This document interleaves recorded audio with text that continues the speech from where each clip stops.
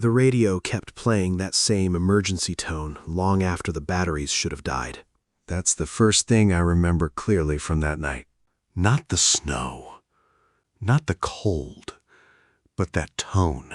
Then a woman's voice whispered our call sign from a dead handheld.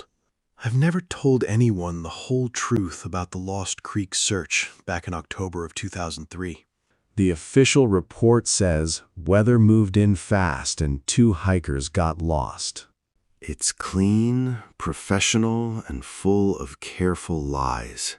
It doesn't say a word about what we actually found out there. Back then, I was a wilderness ranger working out of the Darrington district. It was late October, the kind of wet, biting cold that just works its way right into your bones. Fog dragged itself through the old-growth hemlocks in these low, heavy sheets. Every drainage smelled like moss, rot, and snow. The initial call came in as 2 overdue hikers, a married couple from Everett. They were experienced enough on paper, with good gear and a solid route planned out. Their car was just sitting at the trailhead. They'd left a handwritten note on the dash saying they'd be out by Sunday. By Monday night, we had teams staging at a muddy pullout right below the trailhead. We set up these massive floodlights, pointing them into trees so tall the beams just vanished. Rain kept tapping on the blue tarps, while volunteers drank burnt coffee. You could feel the tension building in the freezing air. Nothing about that first day felt unusual, just bad weather and really brutal terrain.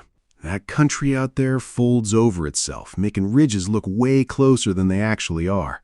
Creeks vanish under blowdown and reappear in impossible places. If the fog is thick enough, you can lose the trail in 30 seconds flat. By Tuesday afternoon, we finally found their first camp tucked in a small saddle below the ridge.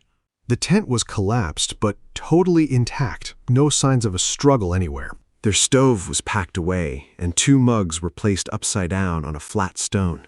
It looked like they expected to come right back. But there was one thing that really bothered me about that camp. Their boots were completely gone. Not worn away, but removed from the tent, leaving 2 clean rectangles in the wet needles. Both backpacks were still there, and nobody hikes barefoot in the Cascades in October unless something has gone very wrong. One of our dog handlers, a quiet woman named Harris, stood just outside the camp boundary. Her dog, Boone, flat out refused to enter the clearing. He planted his paws in the mud and made this low, nervous sound. When I asked her what was wrong, she said he smelled people. Too many people. We immediately widened the search grid before it got too dark. Grim discovery. That evening, one of the volunteers found the first print pressed deep into the mud. It was an adult footprint, completely barefoot. Then we found another, and another. They weren't walking away. They were circling the camp over and over in the dark. The rain turned colder, shifting into wet snow. Command wanted to pull everyone before dark, but me, Harris, and Tom Arlen stayed behind. We had to photograph those barefoot prints before the weather erased them. Tom was a good guy who hummed old hymns when he got nervous. Around 5:40, the light started flattening out. That's when we heard a woman laughing below the camp. Just a soft laugh, like she was trying not to wake a sleeping child. Harris immediately raised her hand to stop us. Her dog stopped whining and stood dead still. The laugh came again, lower and farther left. Tom called out, telling them we were search and rescue. The whole forest just seemed to hold its breath. Then, a woman's voice answered from directly behind us. She just said Tom's name. He spun around so fast he almost slipped, but nobody was there. The voice called out again from uphill. It said, "Tom, I'm cold." And it sounded exactly like his wife. I watched his face change as his training cracked. He took a step, but Harris grabbed his sleeve and pulled him back. We got out of there fast, keeping line of sight. The voice followed us for 200 yards through the timber. It never shouted or begged. It just kept using Tom's name, always from a different direction. When we hit the main trail, our radios started failing. Mine showed a full battery, but transmitted nothing. Tom's worked the longest, until a woman whispered through the speaker. She said he knew where the boots were, and he threw it into the brush. We made it back to command after dark. Harris didn't say a word about the voice, and Tom said even less. I watched him sit under the tarp with an untouched coffee. He just stared into the steam like it had answers. The next morning, the vibe at base camp was tight. Tom didn't show up for the briefing. His truck was still parked at the staging area, covered in frost. When we checked the volunteer tent, his sleeping bag was empty. We stood there staring at his cot, trying to make sense of it. Then I looked down at the floor. His heavy winter boots were sitting right beside the sleeping bag. Underneath them were 2 clean rectangles in the dirt. The search changed immediately after that. We weren't looking for 2 overdue hikers anymore. We were looking for 3 missing people, including one of our own. The sheriff restricted all volunteer movement, and nobody admitted why. By noon, we found Tom's tracks leaving the camp. They weren't barefoot prints. They were boot tracks. They started at the edge of his tent and went straight into the timber. It made absolutely no sense, because his boots were still sitting inside. We followed the impossible tracks anyway. They led uphill toward an old spur route that used to service the Miners Ridge fire lookout. The trail was abandoned, choked with blowdown and wet snow. Every branch seemed to dump freezing water down your collar. About a mile in, we found the missing woman's boot. Just one of them. It was placed perfectly upright on a stump. In a chilling detail, the laces were tied together in a perfect, deliberate bow. Tucked inside the boot was a folded square of waterproof map paper. I remember Harris looking at me before I even opened it. Her face had gone so pale. The freckles across her nose looked like they were painted on. I unfolded the paper. Someone had drawn a heavy black circle around the Miners Ridge lookout. Inside the circle, written in small, neat letters, were the words, "She is waiting," below it. We never released that detail to the public. Command should have stopped the search right there. Instead, a small team of us pushed toward the lookout. It was me, Harris, 2 deputies, and a Forest Service officer named Creel. We wanted answers badly enough to mistake dread for duty. The higher we climbed, the quieter the forest became. There were no birds, no wind, not even the sound of running water. That kind of silence is completely wrong for these mountains. The ridge sounded dead, like it was packed with heavy cloth. Halfway up, one of the deputies suddenly stopped and looked behind us. He asked if we heard that. At first, there was nothing but the freezing silence. Then, we heard footsteps, matching our pace exactly, delayed by maybe 3 seconds. When we took 1 step, something behind the fog took 1 step. Creel said it was probably just an echo, but nobody answered him. A few minutes later, the trail opened into a stand of yellow cedar. Every single trunk had been marked with our orange flagging tape. I knew that knot style. I tied some of them myself the day before, miles away and 1,000 feet lower. Someone had moved them, or copied them, or the trail had folded in a way trails just aren't supposed to fold. Harris backed up until she bumped my shoulder. She told us we needed to turn around right then. But Creel just shook his head and said we were close. Then Creel's radio buckled. Dispatch came through clear as a bell, asking him to confirm a visual on the missing woman. None of the rest of us had any signal at all. Creel asked them to repeat it. The voice was wrong. It had the clipped patience of dispatch, sure. But underneath it, there was something else. Something amused. Creel just stared at the radio. Then the voice came back. It said she was standing right behind Ranger Mills. That was me. Every single person on that trail stopped breathing. We all turned around slowly. For 1 second, I saw her between two cedars. It was a woman in a yellow rain jacket, standing barefoot in the snow. Her hood was pulled up so I couldn't see her face. Water was just pouring from the sleeves of her jacket in steady streams. It was way too much water. It looked like she had just climbed out of a deep river. I said her name. The missing hiker's name. She didn't say a word back. She just raised one hand and pointed slowly uphill. Then she stepped behind a trunk that was way too narrow to hide a person. And she didn't come out the other side. She was just gone. Deputy Ellis made a sound that was almost like a prayer. Creel drew his sidearm. It looked so childish in that wet, heavy silence. Any sane person would have run.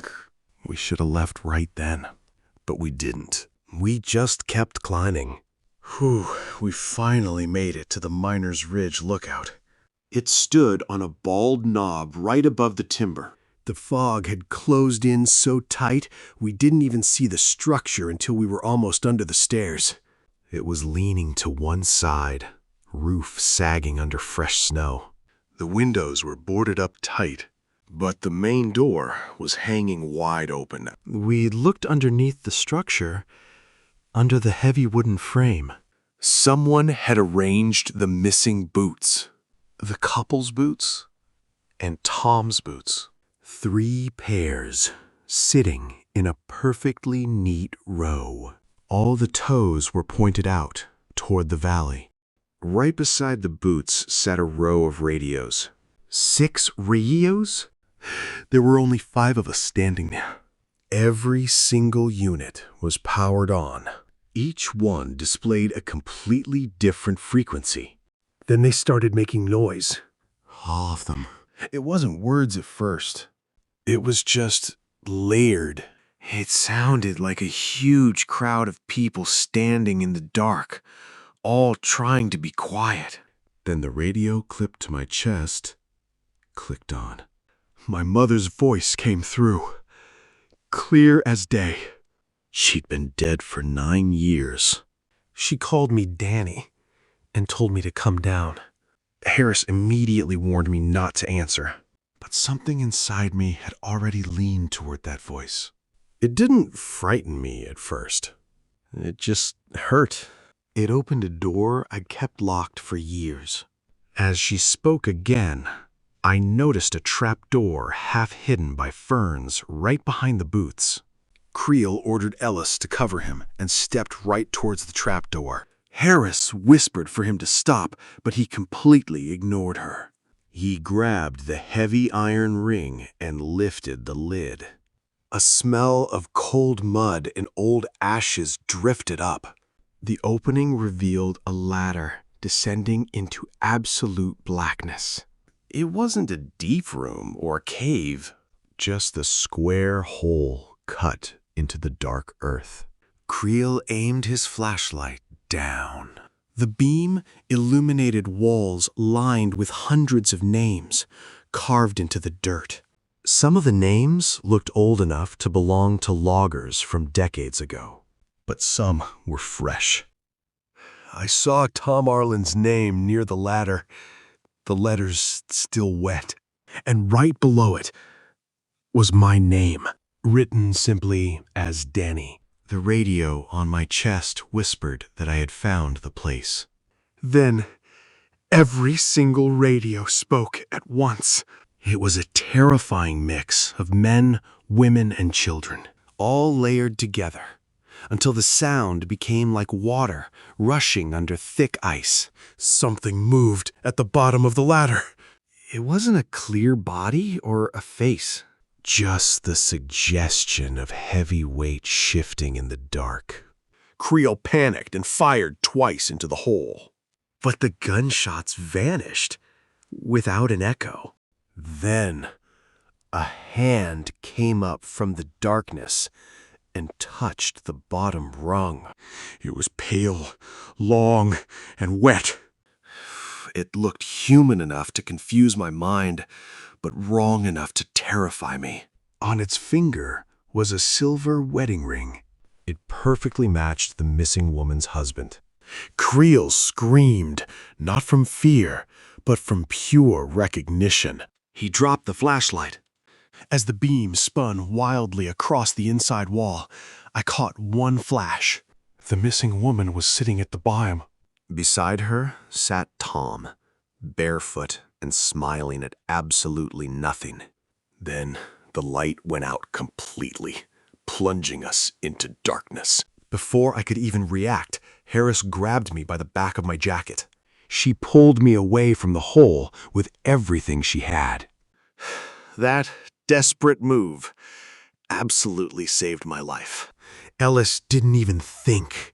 He just bolted into the fog. Creel tried to scramble backward, but his boots kept slipping on those wet, rotting boards. He was just thrashing there, completely panicked. Right as he found his footing, a voice drifted up from the blackness. It sounded exactly like his dad. Creel just froze, eyes wide open like a deer caught in the headlights. I always told people I went back for him, but that was a lie. The truth is, I took one step toward him. Then I heard my mom whisper my name again, and I just stopped cold. Harris didn't freeze, though. She shoved right past me, looking absolutely terrified but determined. She grabbed Creel by his belt and yanked him backwards so hard they both tumbled into the snow. The second they cleared the frame, that heavy trap door moved on its own. It slammed shut with this violent, echoing crack that literally shook the ground. It sounded exactly like a coffin lid dropping. We were still scrambling in the snow when this loud ringing pierced the fog. It was the heavy brass bell from the lookout cab, just ringing frantically. I'd been up there before, man. That bracket had been empty for decades. We just ran. No formation, no radio checks, nothing. Just 5 terrified people sliding and stumbling down the ridge in the freezing mud. And right behind us in the fog, heavy footsteps kept following exactly 3 seconds behind ours. Halfway down, Ellis tripped over a root and went down hard. He was scrambling in the mud, begging us not to leave him behind. I skidded to a halt and turned back to grab him. As I reached for him, I glanced up into the swirling fog on the ridge. Standing perfectly still in the trees were 6 distinct shapes looking down at us. Every single one of them was wearing a bright yellow rain jacket. We finally hit the cedar stand, but all our orange tape was gone. Worse, the trail suddenly split into 3 paths where there used to be just one. Without even slowing down, Harris sprinted straight down the middle path. I screamed over the rain, asking how she knew which way to go. She didn't even look back at me. She just yelled that she didn't know. That answer has lived with me longer than most prayers. We finally stumbled into the staging area long after dark. We were completely wrecked. Ellis was holding his broken wrist, and Creel looked like a ghost. His hair had literally gone white at the temples. Harris just stared straight ahead, refusing to speak. Back at camp, the usual noise was just gone. Every radio in the staging area was dead, except for one sitting right on the sign-in table. It was Tom's handheld. The exact same one I watched him throw into the woods? The battery light was blinking empty, but it was still hissing. The sheriff reached out to grab it. I didn't even think. I lunged forward and slapped his hand away hard. Everyone in the tent just froze and stared at me. A voice came through the speaker anyway. It was Tom, and he sounded way too calm. He said, "Tell my wife I followed the wrong voice." Then, clear as day, a woman laughed right behind him. And the radio went dead. The official search dragged on for 4 more days. But the mountain was done with us. A massive storm moved in and buried the ridge in snow. The lookout was completely cut off. They had no choice but to suspend the search. When crews went back up in the spring, they found nothing. No trapdoor, no boots, no radios. The earth under the lookout was completely undisturbed. The cabin door was nailed shut from the outside. It looked like nobody had been up there in decades. Harris retired before winter even hit. She wouldn't talk to anyone. But she sent me a letter with no return address. Inside was a damp piece of orange flagging tape and a note that just said, "He knows our names now."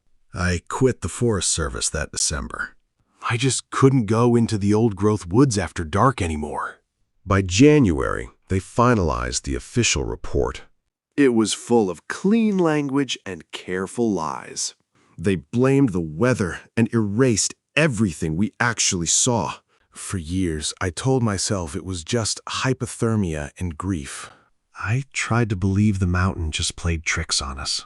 That worked fine, until last fall. A package showed up at my house in Wenatchee. Inside was an old radio with a bootlace tied in a perfect bow. I picked up the radio, turning it over in my hands. When I popped the back panel open, the compartment was completely empty.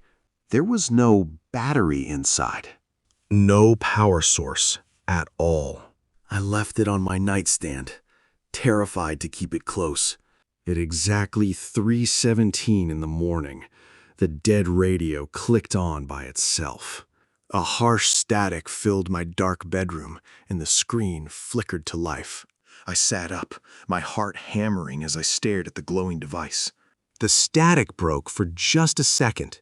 Then Harris's voice whispered through the speaker. She didn't call me Daniel. She just said, "Day." I haven't slept through a single night since. The exhaustion is a constant weight, pulling me back to memories I tried to bury. Every shadow in my house feels like it's hiding something. The mountain kept a piece of me. The haunting didn't stop with the radio. Sometimes when I walk to my truck, I hear wet footsteps on the pavement behind me. They echo exactly 3 seconds after my own. When I stop, they stop. The weather brings it all back. Whenever heavy rain hits the windows, the scent of the old-growth forest seeps under the doors. I smell the freezing mud and the unmistakable stench of old ashes. The worst moments come just before dawn. I find myself drawn to the front window, peering out into the quiet street. The streetlights cast long, unnatural shadows across the wet asphalt. I know what I'm looking for.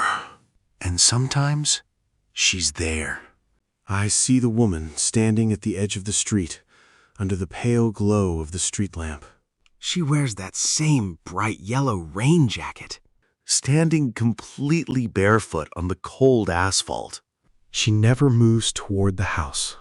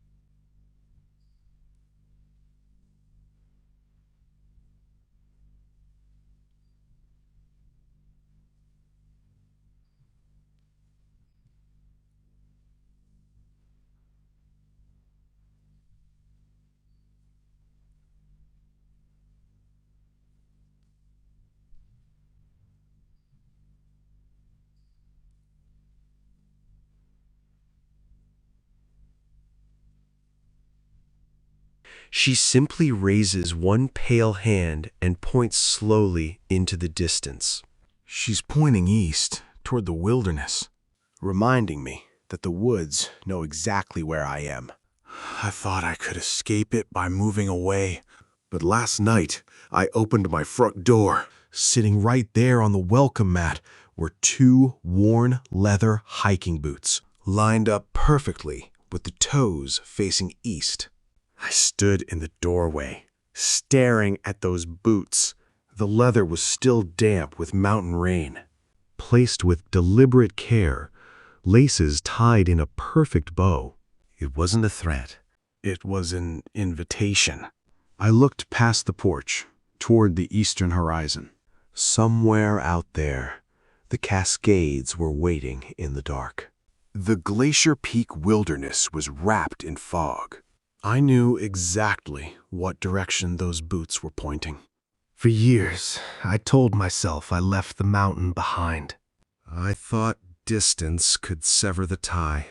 But the wilderness doesn't recognize our boundaries. It doesn't care about the miles between me and the timber. I walked back inside and locked the door, even though a deadbolt couldn't keep out whatever found me. I pulled out my old Forest Service jacket. Grief, a relic from a life I tried to forget. I sat at the table with the jacket and the dead radio. The battery compartment was empty, But I found myself staring at it, waiting for the static to break. waiting for that whisper again. I caught my reflection in the dark window pane. I looked older, my face lined with exhaustion. The confident ranger who thought experience meant control was gone. I finally understood how small I truly was. My mind kept drifting back to that trapdoor beneath the lookout. Sensory memory. I could still smell the cold mud and old ashes. I could still see the flashlight sweeping across those earthen walls, illuminating the names.